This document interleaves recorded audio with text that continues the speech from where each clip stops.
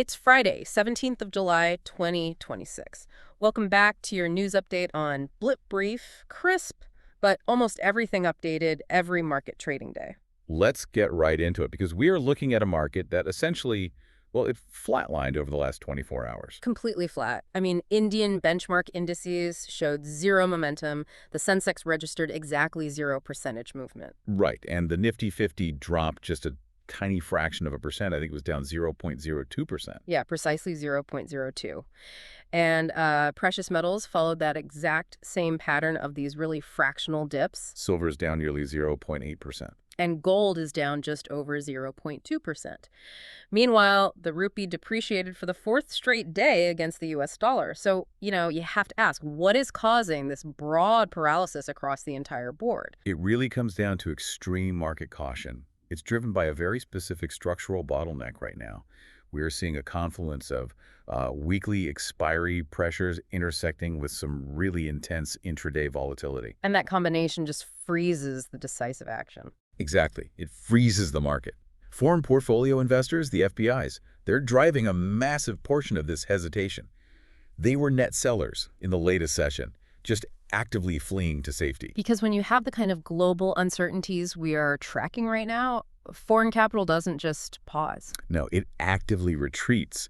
It leaves emerging markets to seek those dollar-backed safe havens. Yeah. And that sudden capital flight puts downward pressure on the indices. And directly forces that continuous depreciation of the rupee. I mean, the currency is basically just reflecting the mechanical outflow of those foreign dollars. Precisely. But, I look at that outflow and I see a structural shift happening in real time because there is a massive counter movement coming from within the country. The domestic funds. Yes, the domestic institutional investors.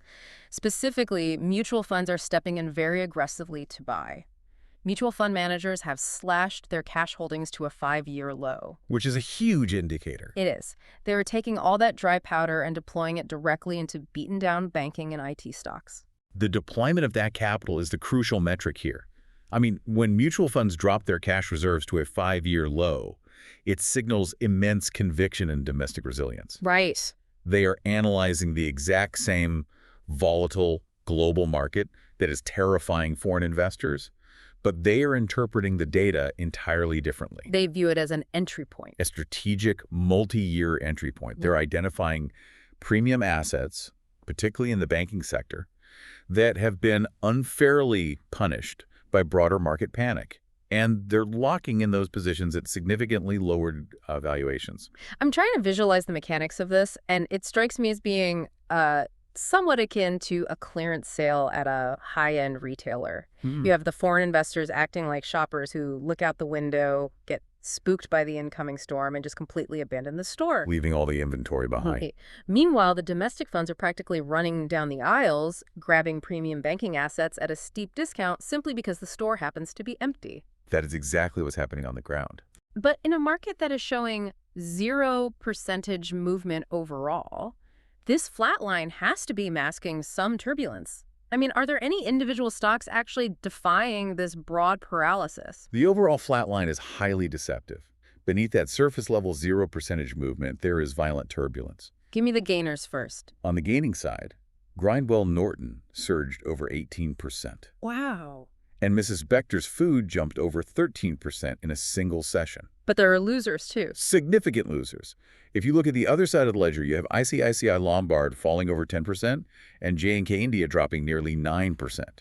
The market is aggressively repricing individual risk, even if the broader index remains completely static. And that aggressive divergence is just as stark when we examine the corporate earnings reports that just dropped. Absolutely. Geofinancial saw its first quarter profits skyrocket by over 155% year on year, and their assets under management jumped an incredible 160%. Massive domestic growth. ITC Hotels also had a phenomenal quarter.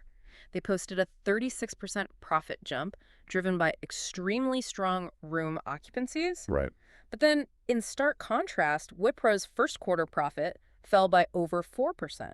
And that drop is both sequentially and year on year. So why the split? To understand that severe divergence, you have to really dissect what these specific entities are exposed to. Wipro and really the broader Indian IT sector, they're heavily tethered to international markets and discretionary corporate spending in the West. Which is shrinking. Exactly. They are currently struggling against a wall of geopolitical uncertainties and mandatory wage hikes that are eating directly into their operating margins. Because when your clients are global, your risks are global. Right, and client decision-making slows down dramatically when the macro environment gets murky. On the flip side, you look at geofinancial and ITC hotels. They are almost entirely insulated from those specific global headwinds. They're surfing a domestic boom. A massive structural domestic consumption and credit boom within India. You have consumers traveling more, demanding premium hospitality, and participating heavily in the financialization of the domestic economy. That concept, the financialization of the domestic economy, is perfectly captured by the sheer mania we are seeing around the SBI Funds Management IPO.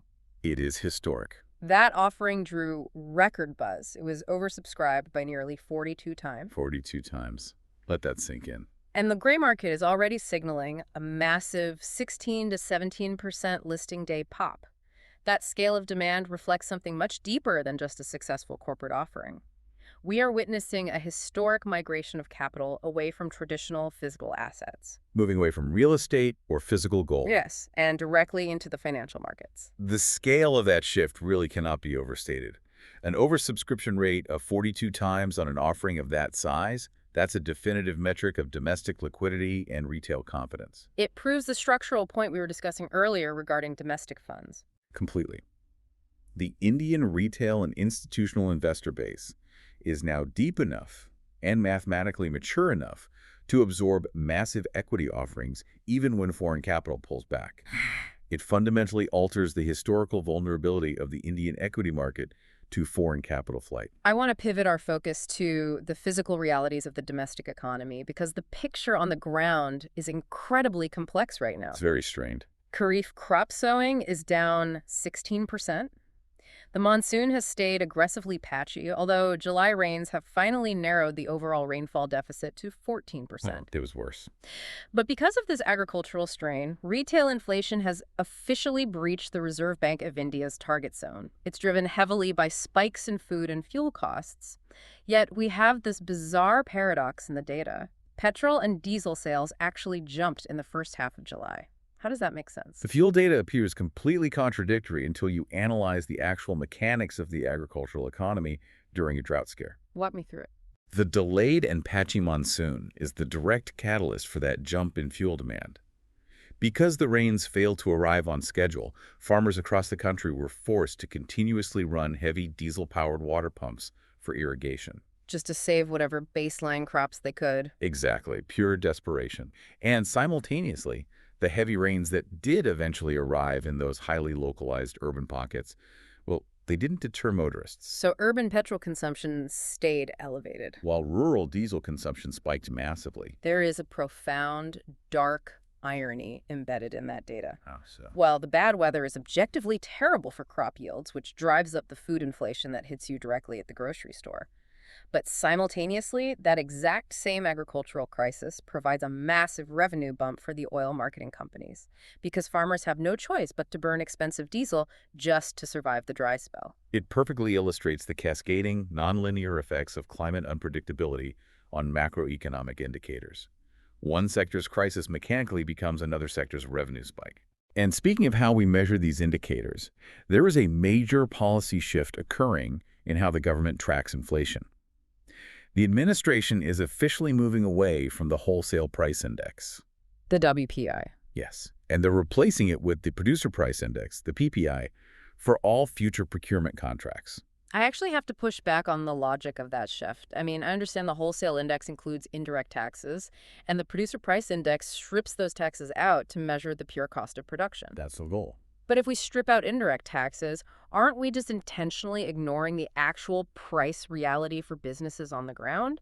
Why would the government want a metric that ignores the tax burden companies actually pay? It is a valid question, but it comes down to isolating the variables for macroeconomic policy.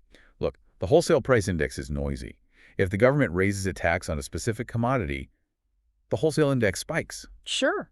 If you are the Reserve Bank, you might look at that spike and mistakenly believe there is a fundamental supply-side shock happening, which might prompt you to alter interest rates unnecessarily. So it prevents a false alarm. Exactly. The Producer Price Index strips out that tax noise. It isolates the pure, unadulterated cost of production at the factory gate. When the government is writing massive, multi-year procurement contracts, they need a metric that adjusts for real inflation in raw materials and labor, not a metric that artificially inflates just because a local tax rate changed.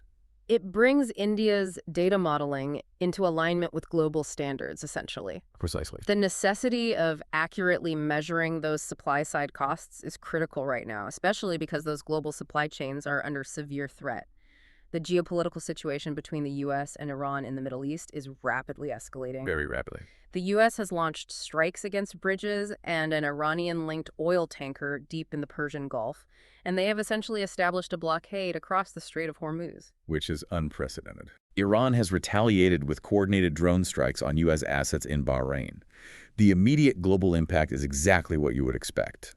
Oil prices rose over 1% instantly on the very real threat of both the Red Sea and the Strait of Hormuz being closed to commercial traffic. The Strait of Hormuz is effectively an active war zone right now, and mechanically it is the single most critical choke point for global energy transit. But if we analyze the strategic response, India's maneuvering here is highly calculated. What's the strategy? India is actively negotiating to utilize UAE ports, specifically Fujairah, to skirt this conflict zone entirely. Fujairah is critical because it sits on the eastern seaboard of the UAE, facing the Gulf of Oman, strictly outside the Strait of Hormuz. Okay, so it bypasses the choke point. Right. The UAE has a massive pipeline that pumps oil from inside the Persian Gulf directly overland to Fujairah. By securing energy cargoes there, India can physically bypass the naval blockade and ensure its domestic energy supply chain remains unbroken despite the regional chaos. That is a brilliant logistical workaround, but it really emphasizes how tightly woven the global economy has become. A naval escalation in the Persian Gulf instantly threatens what an Indian consumer pays at the local fuel pump. Instantly. And we are seeing similar economic ripples emanating from the West. In the U.S. economy, wholesale prices just posted their biggest drop since April 2025. Which suggests a cooling environment. Right, yet retail sales crept up by just a fraction of a percent, 0.02% to be exact. Simultaneously, the U.S. just slapped massive 25% tariffs on Brazil, specifically targeting Brazilian sugar and ethanol makers. The U.S. economic data present a highly complex, really mixed signal. Falling wholesale prices do suggest the inflationary fever is breaking, but those stagnant retail sales indicate an American consumer that is deeply hesitant to spend. But that tariff on Brazil? The 25% tariff on Brazilian sugar and ethanol is the data point with the most profound global leverage here. It is a classic protectionist maneuver by the U.S., but it forcibly alters global commodity flows. Because that supply has to go somewhere. Exactly. When massive volumes of Brazilian ethanol are blocked from entering the U.S. market, that supply doesn't just disappear. It floods into other global markets, violently altering the pricing matrix for sugar and ethanol worldwide. And that matters immensely to India, because the domestic policy here relies heavily on those global prices.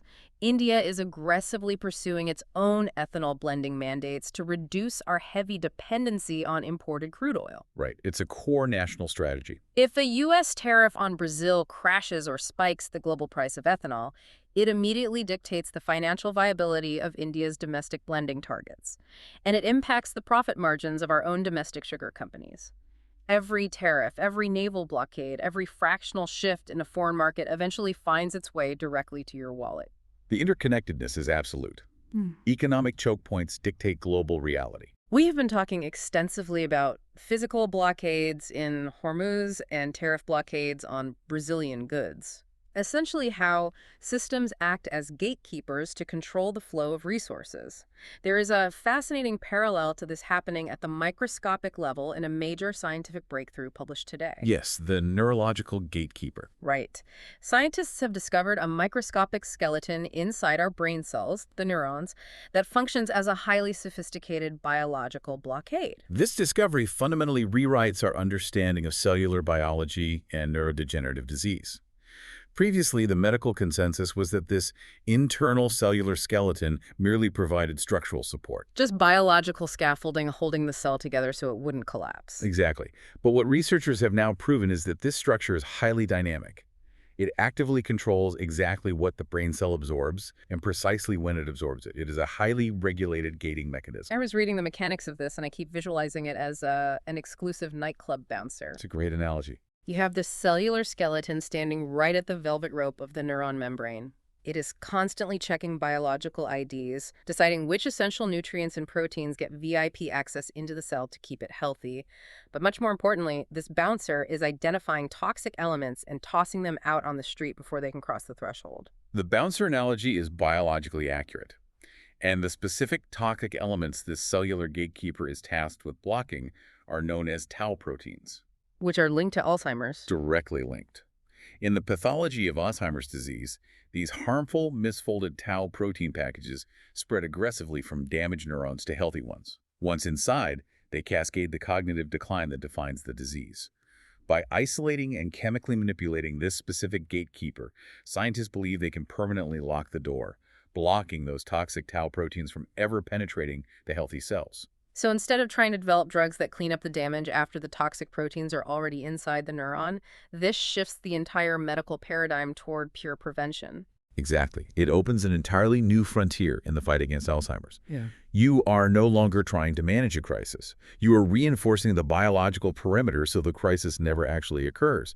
What this reveals is that looking at the microscopic level often solves our most massive macro problems. Right. The solutions to our most systemic, complex failures, whether in the architecture of the human brain or the flow of global commodities, they frequently lie in understanding and optimizing the smallest, most granular mechanisms at play. It makes you wonder, if human ingenuity can re-engineer a neuron's bouncer to stop a cellular crisis like Alzheimer's, it begs the question of what structural gatekeepers we need to fundamentally redesign in our own global economy to prevent the next financial contagion. It's a powerful thought to leave on. And just before you go, quick note, this deep dive commentary was put together using advanced AI. We always strive for accuracy, but please do cross-verify any crucial information yourself. Your informed decisions are what matter most. The content shared here is for informational and educational purposes only and should not be treated as investment or trading advice. Past performance is not indicative of future returns. We are not licensed financial advisors.